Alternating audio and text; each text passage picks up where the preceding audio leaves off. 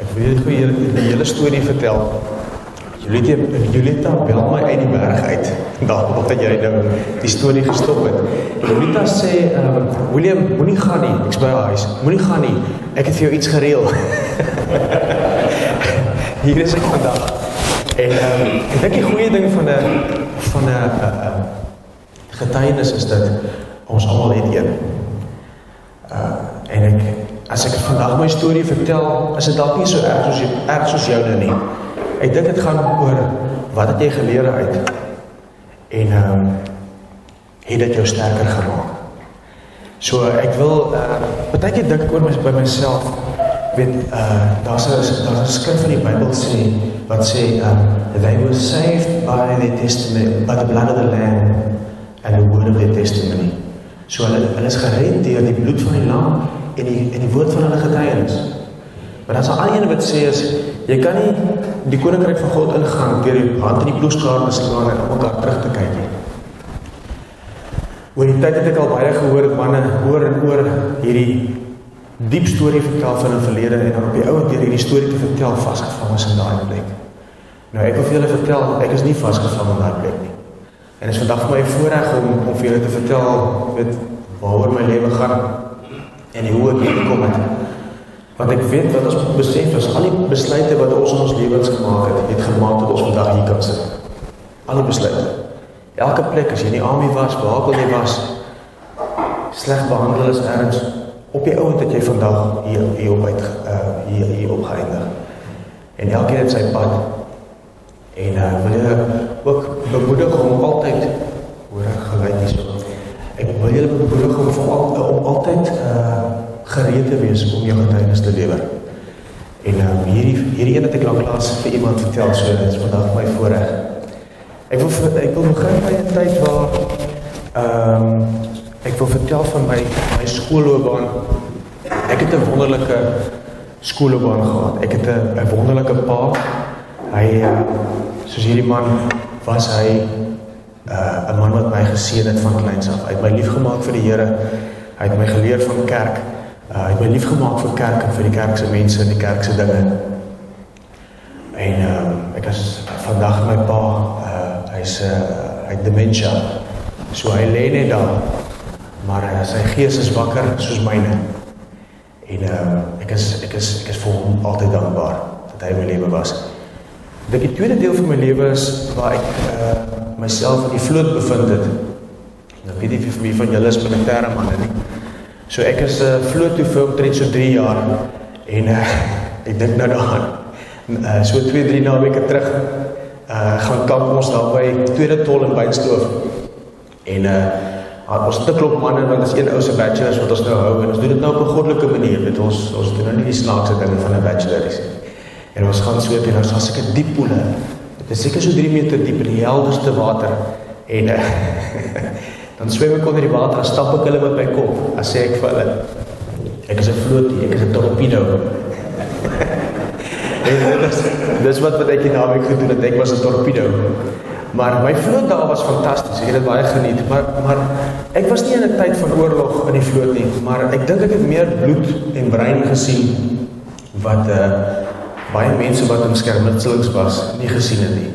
Vir een of ander rede het hierdie goeders my gevolg. Ek was by as mense selfmoord pleeg, ek was by as, verstaan jy, dit was net vir my erg, en op 'n stadium vir 'n jong mannetjie was dit te rof vir my, en ek het besluit, ok, ek is nou klaar, ek gaan oorsee gekom. Nee. Die vloot het elke jaar fondsinsameling gehad vir een of ander welwillendheidsorganisasie. En ons het dan het ons die saal gebruik, die vloot se saal gebruik, ons het die dorp genooi, ons het 'n konsert gehou, musiek en dan ons dan hulle drank verkoop. So ek was 'n kroegman en die dag staan ek daar as die kroegman en hier's 'n ryk oomie van Saldanha. Hy besit al die garages. En die oom het 'n probleem met my. Hy gooi my met peanuts en hy gooi my met ys en hy gryp my later voor die bors. Ek bedien hom nou, so maar hy is nou 'n bietjie te veel gevat.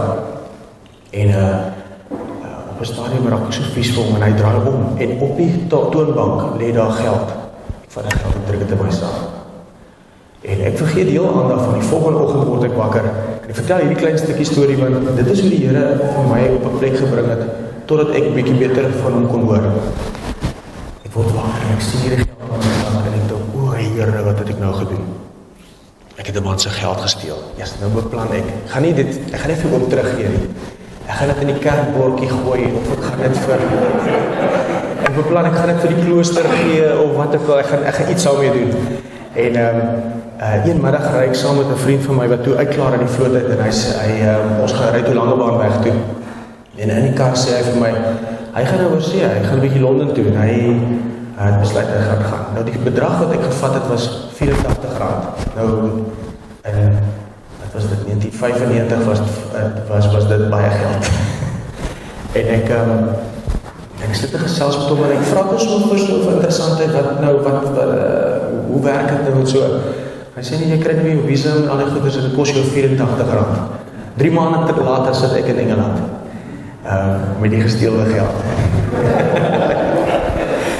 En in Engeland het ek ook 'n 3 jaar draai gemaak, maar wat in Engeland vir my was dit 'n goeie tyd in my lewe en ek het goeie geld gemaak daar. Maar ek het my geloof in die Here verloor. Ek het meer van my vlootvriende oorgekom en hy het altyd gesê, sy lewensdroom is om my in die hel te kry en ek het vir hom gesê, my lewensdroom is jou in die hemel te kry. En hy sê, hy gee vir my 'n kans en ek vat hom na kerk toe, 'n Engelse kerk daar. En dit in die middel van die preek staan hy op en hy begin lag. En hy stap uit en ek gaan agter hom aan en hy sê vir my, this is a joke. Vir een of ander rede het daai in my hart gaan vassteek.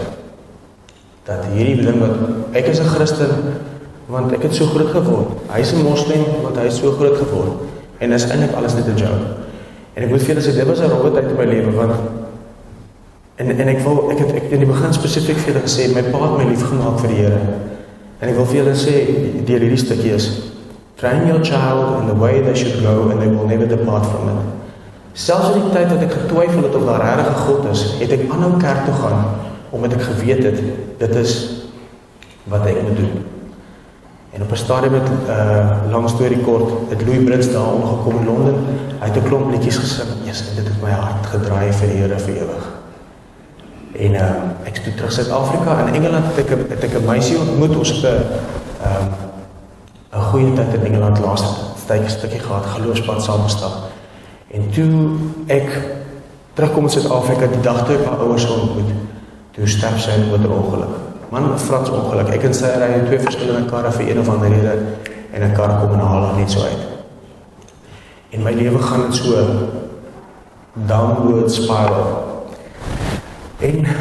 Maar in Engeland het ek die woord gekry is, the best is yet to come.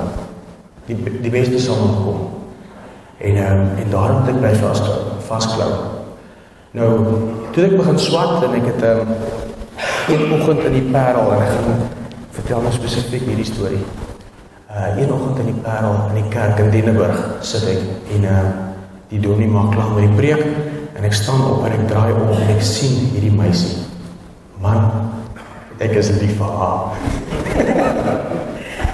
Ek dink omdat ek in 'n baie alleen plek was, het ek die Here heeltyd gevra vir iemand. Nie noodwendig vir 'n meisie nie, iemand wat by my kon wees.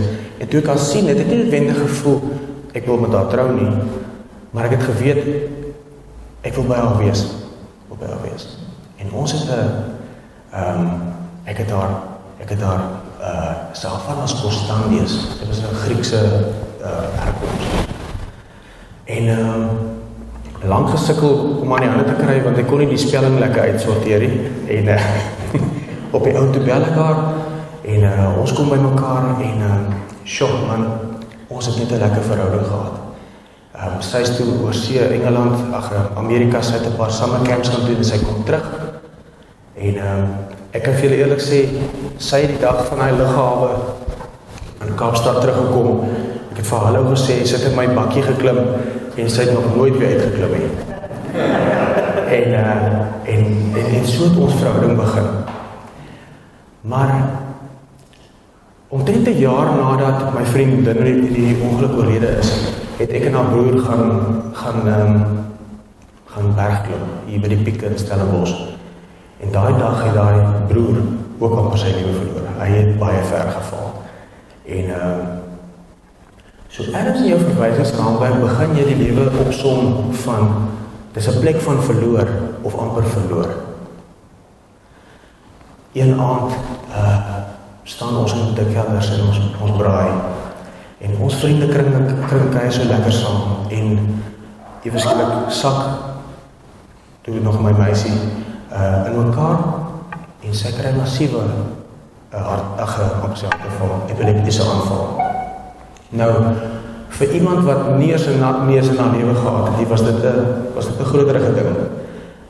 Nou besef ek, wat maak vir gans baie lekker. Ek dink is hulle dokters, want die dokters sê die volgende dag, ag nee wat, dis niks, mense kry dit soms. En dit was in 2004 en ons besluit toe, ons vertrou nie hierdie dokter van gans baie lekker nie. Ons maak 'n afspraak by 'n baie duur dokter in die Kaap, kos ons daar R5.000 te besoek. Sonder 'n mediese fonds. En ons gaan soontoe en die dokter sê vir ons, julle weet daai wat hulle in binneland of so waar ook al die TV sit. Die dokter sit en hy sê, mense sit voor hom en hy sê, ek het vir julle slegte nuus.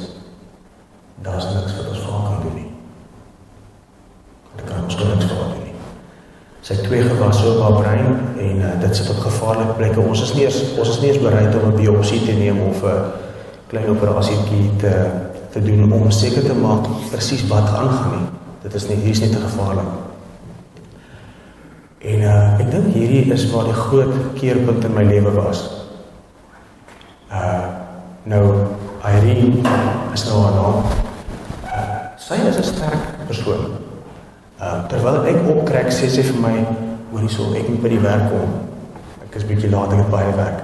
So, sy kry die nuus, sy besluit, nee, sy moet by die werk kom. Ek sit te huil in die kar.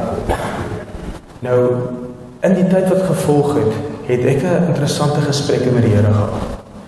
Ek sê weer, ek het geleer dat die lewe is 'n plek van verloor, van waar mense onregverdig net weggevat word uit my lewe uit. En ek kom toe, ek onthou een spesifieke aand wat ek sit en huil voor die Here en ek sê vir hom, die Bybel sê, ek moet glo. Nou, ek glo mos nou.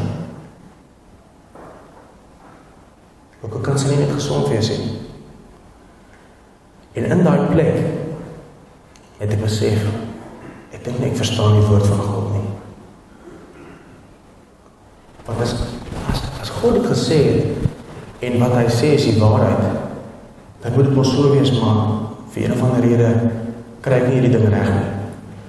Ek het in daai volgende 6 maande het ek gegaan, en ek jok nie veel om te sê, ek was by sekere 100 breinchirurge reg oor die land, met haar plate, daai het nog met plate rondgestap.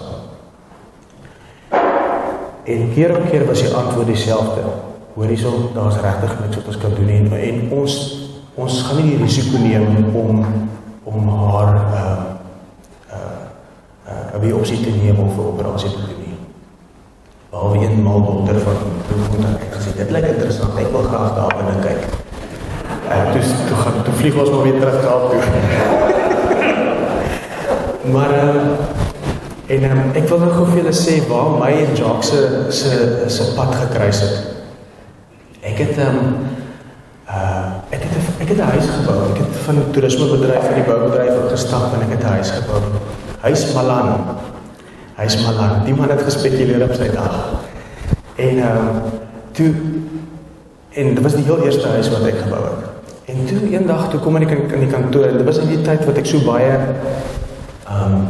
dokters gaan sien. Ek kom daar en die eienaar van die besigheid vra my, Willem, wat gaan aan? En ek sê vir hom, ek kan nie meer nie, ek is op. En daai man, wat daai Jacques, wat so onthou julle daai geel papiertjie wat jy so afskeer op jou muur kan plak, hy skryf daar, Lodewyk Spies, met 'n telefoonnommer. En ek glo hy was op hier onlangs, nee. Ja. En dit was in 2004 nog, nee.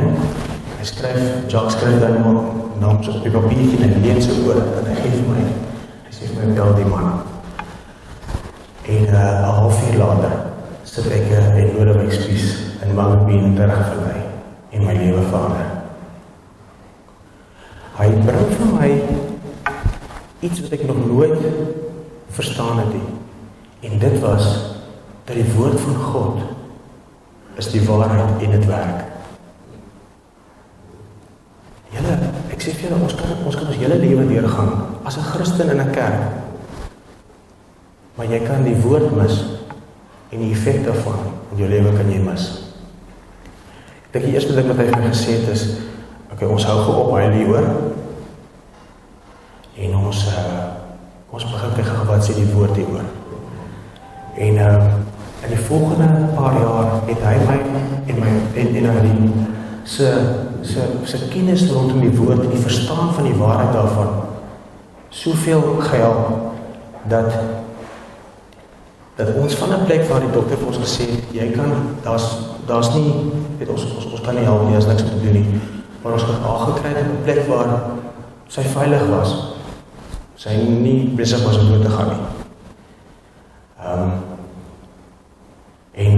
En ek het hierdie woord in my hart geneem en ek het hom op my lippe gehad. Die Bybel sê ons, as jy jou hart vir die Here wil gee, moet jy glo met jou hart, bely met jou mond, maar die hele wêreld, die hele geestelike wêreld werk so. Dit wat jy glo, die hart van vol is op die mond van hoor. Maar as jy God se woord glo en is op jou lippe, dan werk dit.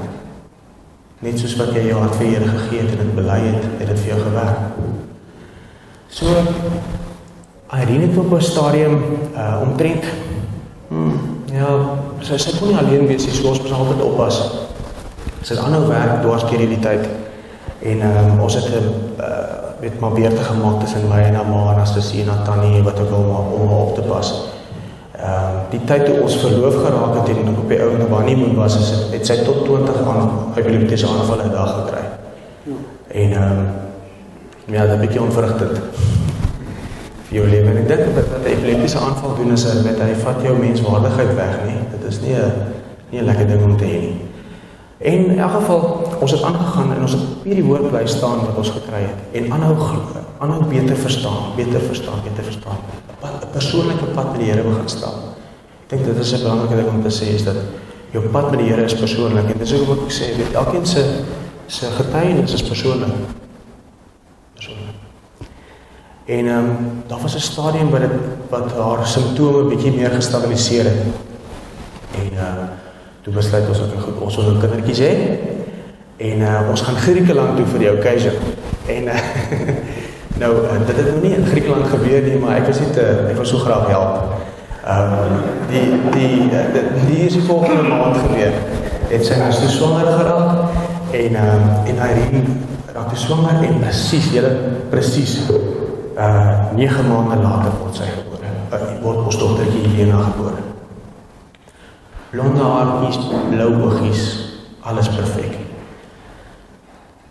En in die tyd, vir 'n jaar lank stap ek en Irene met 'n geheim rond wat ons vir niemand vertel het. Ons besef sy is doof. Dat die leraar kan nie hoor nie. En vir een of ander rede kon ons dit wegsteek.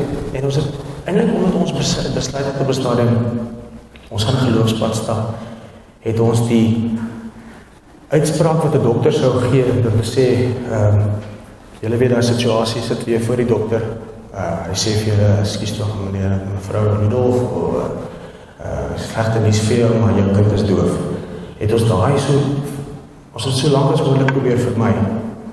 Op daai stadium in my kop was, as jy doof is, gaan jy Woester toe. Jou kind gaan vingertaal leer en jy gaan met daar iets moet gaan doen. En die tyd wat ons op die ouend genoeg moed by mekaar geskraap het om die toets te gaan doen, was Irene weer swanger, weer my skuld. En sy het jaar en 3 maande nadat Helena gebore is, word Gerard gebore. En ek weet nie of julle ken, dit is 'n genetic counselor. Dis iemand wat kyk na die gene en sulke goeders en sê vir jou, okay, as gevolg van die toestand waarin Helena is daar dalk 'n kans dat Gerard ook doof kan wees? En ons wil baie graag hierdie toets op haar doen. Ok, hier sit ek weer in die stoel, die dokter sê, meneer en mevrou Ludolf, ons het vir jou slegte nuus, maar jou seun is ook doof. En dit was rof. Dit was rof. Ek dink vir julle wat kinders het, ek dink dit vat op 'n ander plek as jou kind seer kry. En ek sien jou kinders is perfek, maar jy kan nie sien dat hulle 'n normale lewe kan lei nie. Weet, waar gaan hulle opeindig, weet? En hierdie was 'n robberpad. Ek kan vir julle eerlik sê wat ons gehelp het, was die feit dat ons vol van die woord was. Vol van die woord was. Jacques het hierdie vakansie toe ons nou weg was, toe verduidelik hy vir my ding. Hy skryf my naam op 'n stuk papier. En hy maak sy Bybel oop en hy sit die papier so in die Bybel en hy sê, en hy maak die Bybel toe en hy sê, ons is weggesteek in die woord. En dit is wat ek ervaar het in daai tyd. Alhoewel dit rof was ons weggesteek in die woord. Vir elke simptoom was daar 'n antwoord. Nou, die groter probleem is, Irene het in daai tyd het sy 'n bietjie greep verloor. En sy het fisies siek begin raak. Sy het hierdie wat ons op 'n stadium kon beheer, het sy verloor. Sy het binne 'n maand en 'n half amper 20 kg verloor en sy het maar net 65 geweeg. En ek het voor my oë het ek gesien hoe my vrou wegkwai. So op daai stadium van my lewe was altyd my kinders in doeke. Ek moes hulle na Karel de Tooy toe vat, wat 'n wonderlike skool is hier by Tygerberg. Moes hulle elke dag so doorry. So dis 2 ure op die pad, 2 ure op die pad. Skiet so 'n bietjie, so 2,5 ure 'n dag op die pad. Dan het ek 5, 6, 7, 8, 9, 10 keer 'n nag opgestaan, doeke te ruil. En ek sê vir julle, as julle alleen ouers ken, wees maar sympathiek, dis rof. Ek het my respek daar gekry vir alleen ouers. Ek het die doeke geruil, ek het die melk gemaak, ek het die pap gemaak, ek het die rywerk gedoen. Die ander ding is, ek het nie net 2 kinders gehad nie, my vrou het ook versorging nodig gehad. Die effek van dit was, ek was besig om my werk te verloor. Ek het my eie besigheid gehad en ek het goeie inkomste verdien op daai stadium. Maar as gevolg van die aandag wat ek moes gee net in my gesin, weet ek, dit is die ding van die duiwel wat ons moet besef is. Hy is nie tevrede met jou vrou wat siek is nie. Hy is nie tevrede met jou kinders wat doof is nie. Hy is nie tevrede met jou pa wat besig is om dood te gaan nie. Hy soek alles. En voor ek nie op 'n plek kom waar ek staan en besef dat ek het die autoriteit in Christus om hierdie ding te keer, gaan my dood daarby uitkom nie. Gaan hy aanhou net vat vir my. Kom steel en kom roof.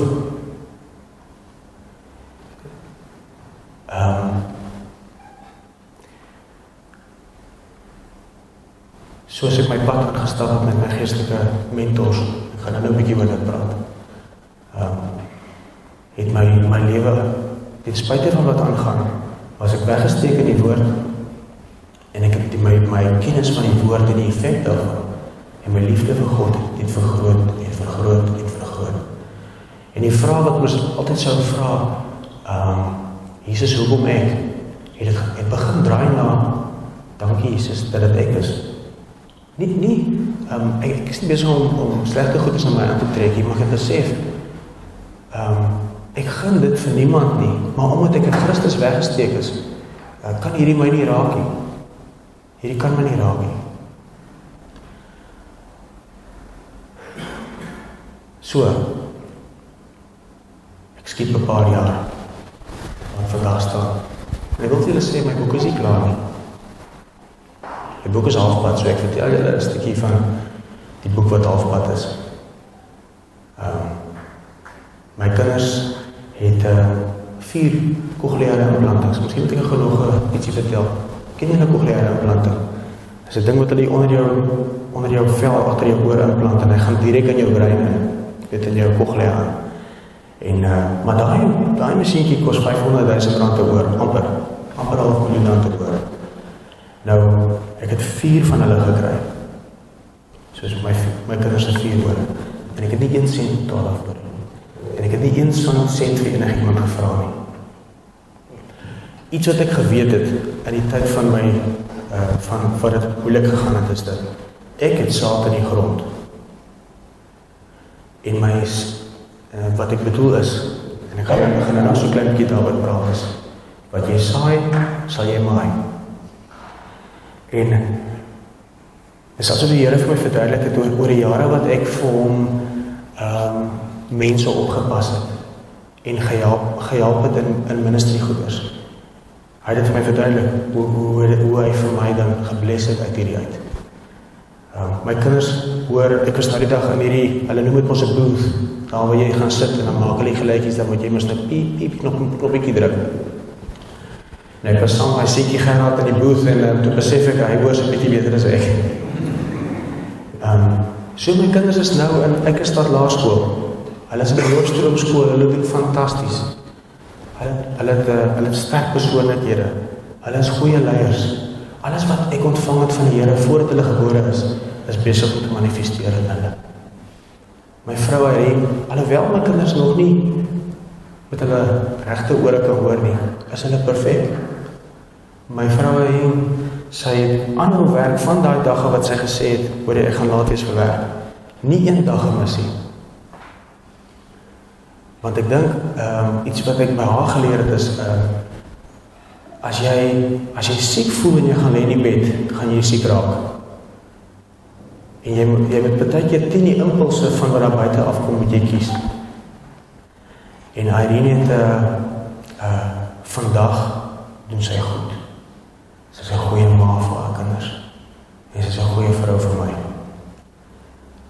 En ons pad met die Here het nooit verander nie. Ons het altyd net die Here beter leer ken, meer tyd in die woord spandeer. As die een nie lekker is die dag het, dan het die ander een jou gehelp het voor. My einde van my prentjie is, my vrou sal wees sonder enige gewas in haar brein. Sy sal wees sonder enige simptome, alhoewel ons dit al leef. My kinders sal met hulle eie ore hoor. My dogtertjie gaan matriek afsluit sonder 'n gehoorapparaat te hoor. Want dit is die God wat ek leer ken het. Die teendeel van die lewe as 'n plek waar mens die hele tyd verloor, het ek geleer dat die lewe in Christus is 'n plek waar ons wen. Die verskil tussen 'n slegte dag en 'n goeie dag is ek. Weet jy wie nou agtergekom het, jy het 'n verskriklike slegte dag as gevolg van finansies, maar byvoorbeeld. Môre het jou van finansies nie verander nie, maar jy het net 'n beter dag. Daar's 4 dinge, ons sê 5, wat ek geleer het in hierdie proses, is, wanneer die popo die fan strike, when the popo hits the fan, wat weet jy van God? Wat weet jy van Jesus? Die tweede ding is, wat weet jy van jouself?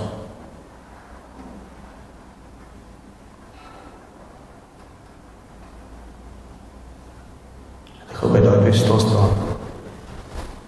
As jy glo dat God goed is, sal dit vir jou goed wees.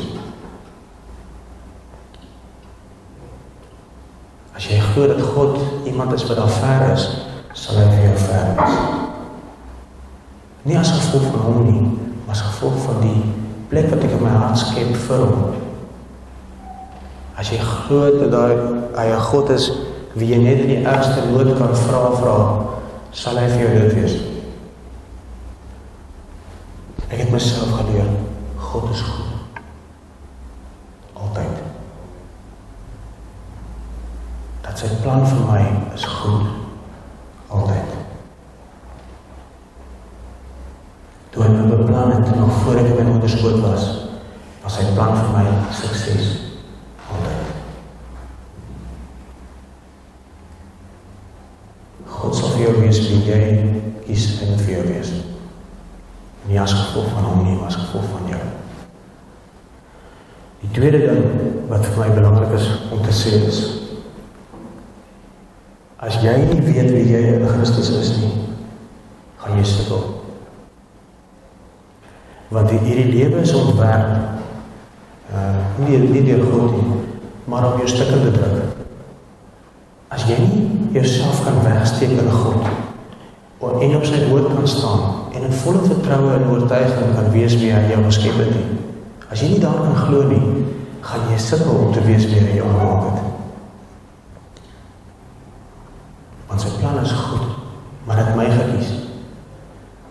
Weet ek ons staan baie keer by 'n plek waar sê, sonder God is ons niks, ek stem saam. Maar weet jy wat, ek is nie sonder God nie. Ek is nie sonder hom nie.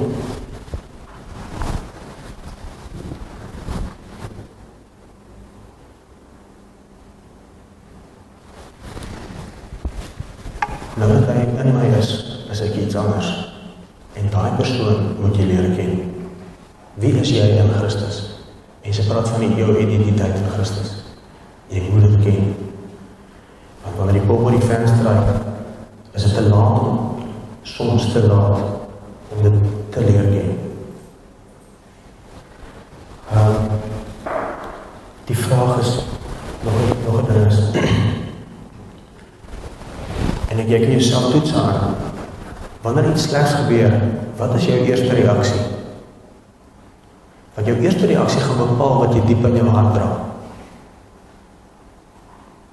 As jy in twyfel gaan reageer wanneer mense sê jy het kanker, gaan dit wees wat jy in jou hart dra. Daai dag wat hulle vir Irene gesê het, ons kan niks vaar doen as gevolg van hierdie gewasse nie. Wat sy in haar hart gedra het was, hierdie maak nie saak nie. Ek is nie bang vir die nie. Jou eerste reaksie tel, want het wys jou wat jy diep in jou hart dra. Dan nog 'n punt is, wie staan langs jou?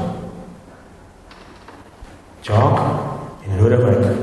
Ek het in die begin het ek 'n prentjie gesien van hoe staan ek tussen twee swart perde.